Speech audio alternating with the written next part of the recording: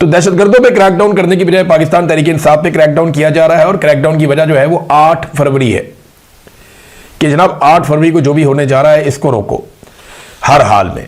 अगर 8 फरवरी वाला मामला ना रोका तो फिर मुसीबत बन जाएगी। अब इमरान खान साहब की जो आंख में एक प्रॉब्लम है और उसकी वजह से उनको ट्रीटमेंट के लिए लाया गया अडयाला जेल से निकालकर पिम्स अस्पताल तक, असदुल्ला खान साहब ने इस खबर को ब्रेक किया था। ये उनका क्रेडिट है, उनका रहेगा, ये बहुत बड़ी खबर है। तो इतनी बड़ी खबर ब्रेक करना एक बड़ा एजाज होता है, मैं बतौर सहाफ़ी ये समझता हूं।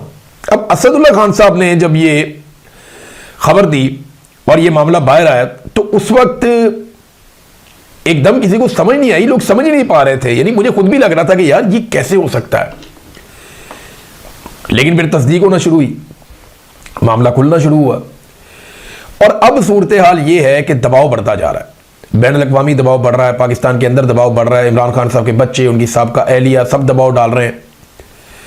आलमी जरीदों में, अखबारात में हर जगह ये चीज़ें छप रही हैं। आलमी रहनुमा इसके बारे में पूछ रहे हैं, डिप्लोमेटिक इनक्लेव के अंदर यही बातें चल रही हैं। जितने भी सफ़ीर पाकिस्तान में मौजूद हैं वो पाकिस्तान की गवर्नमेंट से इसी बारे में बातचीत पूछ रहे हैं अपने अपने सोर्सेज से। तो ये टॉक ऑफ द टाउन है और ये इंटरनेशनल खबर है, कोई लोकल नहीं है। तो दबाव पाकिस्तान की हुकूमत के ऊपर एकदम बहुत ज़्यादा बड़ा है। इस दबाव को देखते हुए ऐसा लगता है कि मुमकिन है इमरान खान साहब की उनके डॉक्टरों से मुलाकात करवा दी जाए या डॉक्टरों को चंद मखसूस शराइत के मुताबिक इमरान खान साहब से मिलने दिया जाए। यह मुमकिन है और यह भी मुमकिन है कि इमरान खान साहब की किसी एक बहन की भी मुलाकात करवा दी जाए। शायद इसके इम्कानात कम है, लेकिन हो सकता है इमरान खान साहब की बहन की मुलाकात भी करवा दी जाए। और इस बारे में बड़ी लगातार डिस्कशन हो रही है ऐवानों में।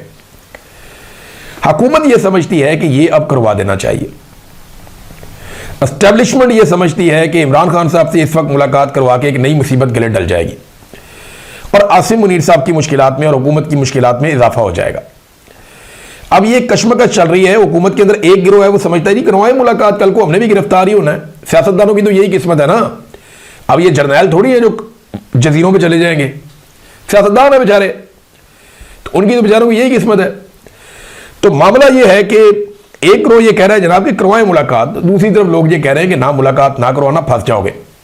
ये कोई तहरीक खड़ी कर देंगे, इमरान खान साहब कोई पैगाम भेज देंगे।